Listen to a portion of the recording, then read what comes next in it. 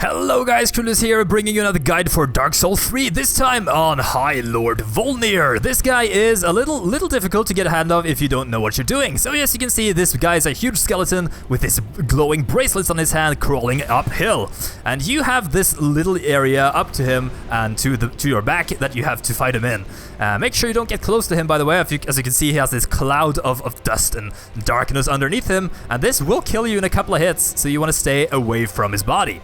When he does the breath light right there, you have to move away from that one because it will deal a ton of darkness damage and you will probably die if you don't run away.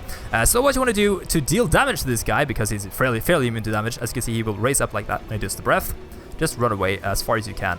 As you can see here, there's a wall there. You don't want him to get you closed up on the wall there. What you want to do is you want to hit the bracelets and break them. That's all you have to do to the boss. You have to break the 3 bracelets on his hands, and that's how you kill him.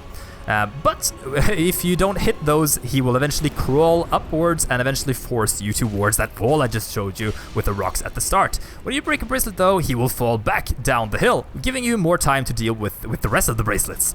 So ideally you want to take down the one on the left hand, or his right hand, your left hand from your point of view and facing him first, because if you take down the other 2 first, he will get a sword, a giant sword in his right hand, making the fight a little more difficult. So you want to take down these 2 right afterwards. Might be a good idea to hit them at the same time with a huge weapon. You'll be able to deal damage to both of those rings at the same time. Make sure you also stay at full health, by the way, because a couple of hits from this guy will take you down. I think you can block them fairly easily with a 100% block shield or a great shield perhaps, but ideally you want to dodge these attacks as they are fairly slow and pretty easy to dodge. One thing that makes this boss a little more difficult though is the fact that he will do these overhead smashes that are pretty hard to get the hold of if you're just watching the hands because of the boss's immense size, like this one. Oh, there we go, that was a bit lucky. Almost got trapped in the fog underneath him there. Because he does these jumps forward, making it a bit harder. As you can see here, he almost pushed me right back to where I was unable to escape the fog there, but I had just enough space to do it. So the trick to this boss is basically just to deal as much damage as you can, and eventually he will go down pretty easily. Oh, I think you'll get him in a few seconds now.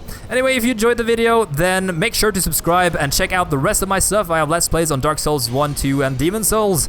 And also, if you check out the other videos as well, I have guides on all the other bosses of Dark Souls 3. If you don't, enjoy Dark Souls 3 for the rest of the day. Have fun!